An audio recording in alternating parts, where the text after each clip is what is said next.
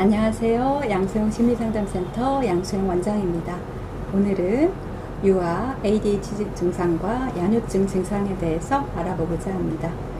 유아 심리상담, 아동 심리상담 증상 중에 야뇨증 증상과 ADHD 증상이 같이 있는 아동, 9세 아동이 있는데요. 이 아동은 밤마다 소변을 보고, 그래서 아침마다 침대와 이불을 다 걷어내야 되고 빨아야 되고, 거기에 대한 수치심, 창피함, 부끄러움이 굉장히 높은 아동이었고요. 부모님도 상당히 좀 힘들어 하셔서 한약도 먹이고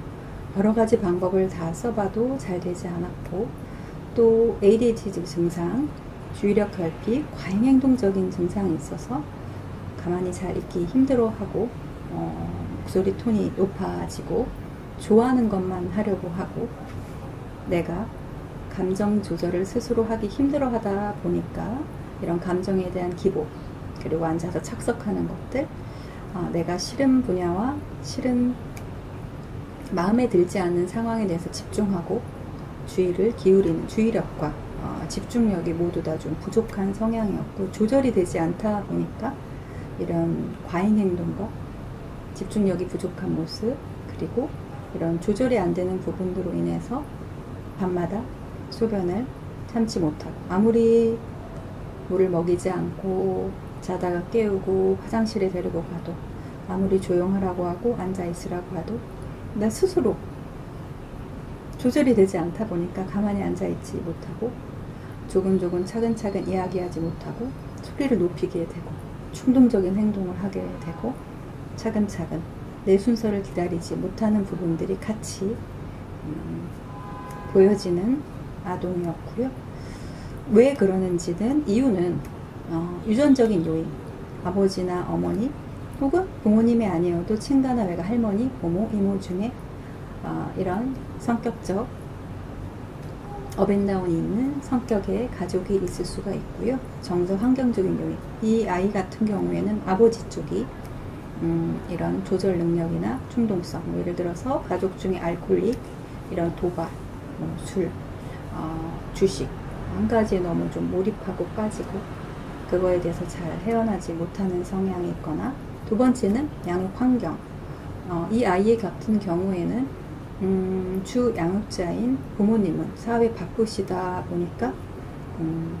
조부모님 손에서 컸다 보니까, 물론 조부모님이 많은 사랑과 관심으로 키워주시지만 아이에게 적절한 정서적 표현, 지지가 부족하다 보니까 양육 환경에서 배울 수 있고 학습될 수 있는 감정 표현, 조절할 수 있고 연습될 수 있는 부분이 부족했고, 또 동생을 본 퇴행, 동생을 본 큰아이들이 모두 다 퇴행이 오는데, 이런 동생을 본 이후에 더 관심에서 부족해지는 부분으로 인한 심리적인 불안감, 또 이런 엄마 아빠와 시터와 조부모님 간의 양육 태도적인 차이가 복합적으로 이 아이의 인지, 정서, 행동을 효율적으로 조율하는 데 어려움을 주다 보니까 학교 생활에서도 학습적인 부분에 있어서도 좋아하는 과목에만 집중을 하게 되고, 친구 관계에 있어서도 내가 원하는 대로 나한테 맞춰주지 않으면 매우 힘들어하고, 미숙한 행동을 통해서 사회성까지 좀 부족해지게 되고 있어서,